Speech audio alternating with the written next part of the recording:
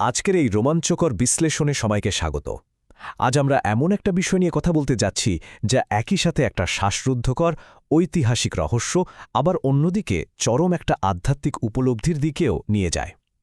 আজ মূলত সূরা আর রুমের ভেতরে লুকিয়ে থাকা বিস্তারিত বর্ণনা আর এর ঐতিহাসিক পটভূমিটা আমরা একটু ভিন্নভাবে এক্সপ্লোর করব। চলুন শুরু করা যাক। শুরুতেই একটা বেশ চমকপ্রদ প্রশ্ন আমাদের সামনে আসে। একটু ভেবে দেখুন তো, হাজার হাজার মাইল দূরের দুটি বিশাল সাম্রাজ্যের মধ্যকার রক্তক্ষয়ী যুদ্ধ কিভাবে মক্কার মতো জায়গায় থাকা প্রথম দিককার সেই ক্ষুদ্র নির্যাতিত মুসলিম সম্প্রদায়কে প্রভাবিত করতে পারে। মানে আপাতদৃষ্টিতে তো এই দুয়ের মধ্যে কোনো কানেকশনই থাকার কথা নয়, তাই না? একদিকে বিশ্বের দুই পরাশক্তির সংঘাত, আর অন্যদিকে মক্কার একদমই ছোট একটা দল। কিন্তু বাস্তবে এই বিশাল গ্লোবাল ক্রাইসিসটা ওই সময় মুসলমানদের জীবন আর বিশ্বাসের ওপর অবিশ্বাস্য রকমের একটা প্রভাব ফেলেছিল। চলুন এই অবাক করা যোগসূত্রটাই ধাপে ধাপে খুলে দেখা যাক। প্রথমেই আসা যাক ঐতিহাসিক প্রেক্ষাপট আর সংঘাতের দিকটায়। এই পুরো ঘটনার গভীরে যেতে হলে আমাদেরকে টাইম ট্রাভেল করে ফিরে যেতে হবে সেই সপ্তম শতাব্দীর একেবারে শুরুর দিকের উত্তাল পৃথিবীতে। পুরো দুনিয়াটা তখন মূলত কন্ট্রোল করত দুটো সুপার পাওয়ার, রোমান আর পারস্য সাম্রাজ্য। আমাদের আজকের এই আলোচনার মূল রেফারেন্স ঐতিহাসিক রেকর্ড আর ঘটনা প্রবাহ, কিন্তু আমরা সরাসরি নিচ্ছি দ্য কোরআন প্রজেক্টের অনুবাদ এবং এর ঐতিহাসিক পরিশিষ্ট থেকে। এই প্রামাণ্য তথ্যের ওপর ভিত্তি করেই আমাদের আজকের পুরো জার্নিটা এগিয়ে যাবে। সে সময়ের টাইমলাইনটা একটু খেয়াল করলে দেখবেন ৬০৩ খ্রিস্টাব্দে রোমান সাম্রাজ্যে একটা অভ্যন্তরীণ ঝামেলা চলছিল, আর ঠিক সেই সুযোগটা নিয়ে পার্শিকরা আক্রমণ করে বসে। এরপর ৬১০ সালের দিকে রোমান সম্রাট ফোকাস ক্ষমতাচ্যুত হন, আর কাকতালীয়ভাবে ঠিক একই সময় আরবের বুকে নবুয়াতের সূচনা হয়। পার্শিকদের আক্রমণের মাত্রা এতটাই প্রবল ছিল যে মাত্র কয়েক বছরের ব্যবধানে বিশাল রোমান সাম্রাজ্যের অবিশ্বাস্য দ্রুত গতিতে পতন ঘটতে থাকে। ৬১৫ সাল নাগাদ রোমানরা এমন এক চরম পরাজয়ের সম্মুখীন হয় যে তাদের সাম্রাজ্য প্রায় ধ্বংসের দ্বারপ্রান্তে চলে যায়। এবার একটু মক্কার মুসলমানদের সংকটের দিকটায় নজর দেওয়া যাক। এতক্ষণ তো আমরা একটা গ্লোবাল যুদ্ধের কথা বলছিলাম, এবার একটু মক্কার সেই ক্ষুদ্র পরিসরের বাস্তবতায় ফিরে আসি। ওই দূরের ভূরাজনৈতিক সংকটটা কিভাবে প্রথম দিককার মুসলমানদের গভীরভাবে নাড়া দিয়েছিল সেটা সত্যি দারুণ একটা ব্যাপার। ওই সময়ের আদর্শিক বিভাজনটা ছিল একেবারে দিনের আলোর মতো পরিষ্কার। পার্শিকরা ছিল মূলত অগ্নিপূজক, ঠিক যেমন মক্কার পৌত্তলিকরা ছিল মূর্তিপূজক। অন্যদিকে রোমানরা ছিল ওহিতে বা আসমানি কিতাবে বিশ্বাসী। প্রথম দিকের মুসলমানদের সাথে তাদের একটা আত্মিক আর আদর্শিক মিল ছিল, কারণ দুজনেই ঐশী বাণী আর একেশ্বরবাদে বিশ্বাস করত। আর ঠিক এই কারণেই পার্শিকদের জয়ে মক্কার পৌত্তলিকরা রীতিমতো উল্লাস করত, আর রোমানদের পরাজয়ে মুসলমানরা চরম শোক আর হতাশা অনুভব করত। এখানে সবচেয়ে ইন্টারেস্টিং ব্যাপারটা হল পারস্যের রাজা খসরো পারভেজের একটা মারাত্মক দাম্ভিক উক্তি। সে সময় তিনি রোমান সম্রাটকে উদ্দেশ্য করে লেখা চিঠিতে রীতিমতো দম্ভ ভরে বলেছিলেন, তোমরা তো বলো যে তোমাদের রবের উপর তোমাদের অগাধ আস্থা আছে, তাহলে তোমাদের রব কেন জেরুজালেমকে আমার হাত থেকে রক্ষা করলেন না? আচ্ছা, একটু খেয়াল করে দেখুন, সে সময় মক্কার পৌত্তলিকরাও কিন্তু ঠিক একই লজিক ব্যবহার করে মুসলমানদের নির্মমভাবে উপহাস করত। তারা বলতো, পারস্যের অগ্নিপূজকরা যেভাবে ওহিতে বিশ্বাসী খ্রিস্টানদের হারিয়ে দিচ্ছে, ঠিক একইভাবে তাদের এই নতুন ধর্মকে একদিন দুনিয়া থেকে মুছে ফেলা হবে। সময়টা তখন ৬১৫ সাল। একে বলা যায় চরম হতাশার একটা বিন্দু। চারদিক আক্ষরিক অর্থে অন্ধকারে ঘেরা। পার্শিকরা ততদিনে শুধু যে বিশাল অঞ্চল দখল করে নিয়েছিল তা কিন্তু নয়, তারা রোমানদের কাছ থেকে পবিত্র নগরী জেরুজালেমও ছিনিয়ে নিয়েছিল।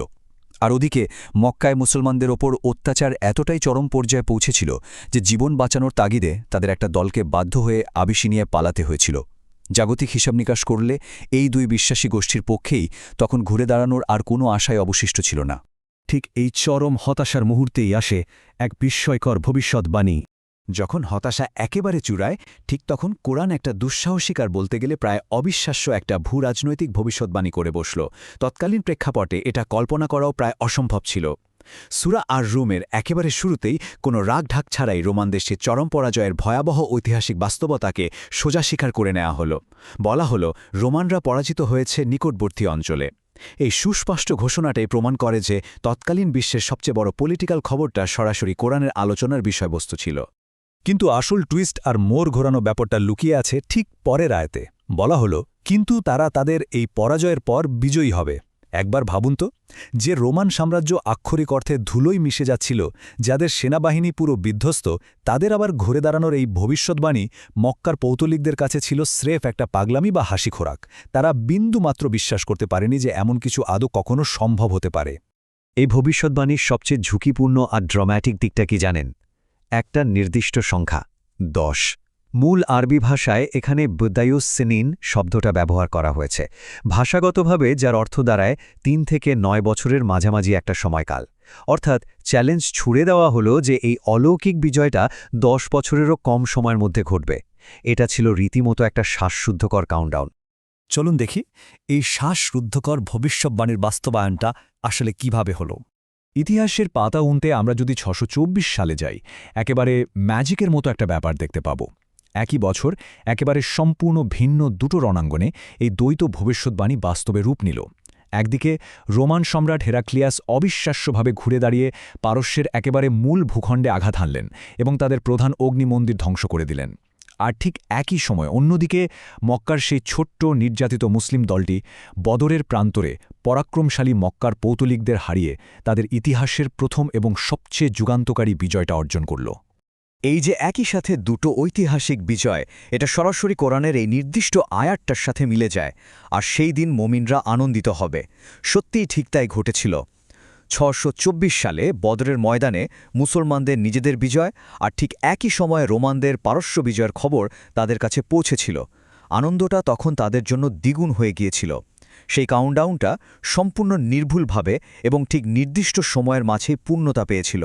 এবার আসা যাক সূরা আর রুমের একেবারে মূল বার্তায়। এতক্ষণ তো আমরা গ্লোবাল পলিটিক্যাল ড্রামা দেখলাম, কিন্তু এবার যদি আমরা একটু শিফট করে এই সূরার অন্তর্নিহিত থিমের দিকে তাকাই, ব্যাপারটা দারুণ একটা অর্থ তৈরি করে।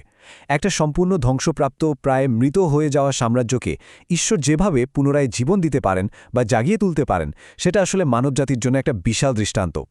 এটা আমাদের বোঝায় যে ঠিক একইভাবে ঈশ্বর চাইলে একটা শুষ্ক রুক্ষ মৃত পৃথিবীকেও আবার সবুজে ভরিয়ে দিতে পারেন।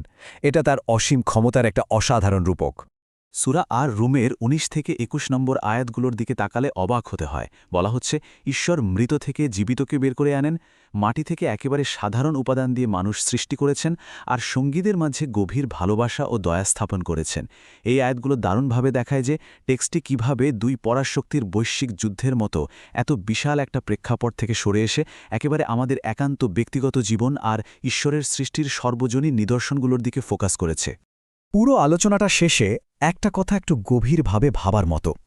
একটি মৃত সাম্রাজ্যের পুনরুত্থান যদি সম্ভব হয়, তবে মৃত পৃথিবীর পুনরুত্থানের সন্দেহ কেন?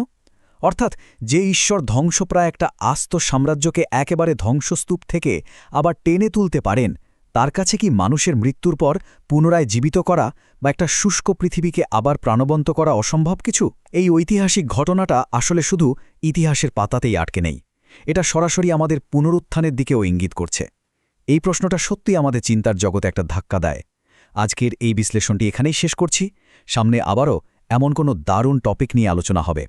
ততদিনের জন্য আমাদের শেখা এবং এক্সপ্লোর করা চলতে থাকুক।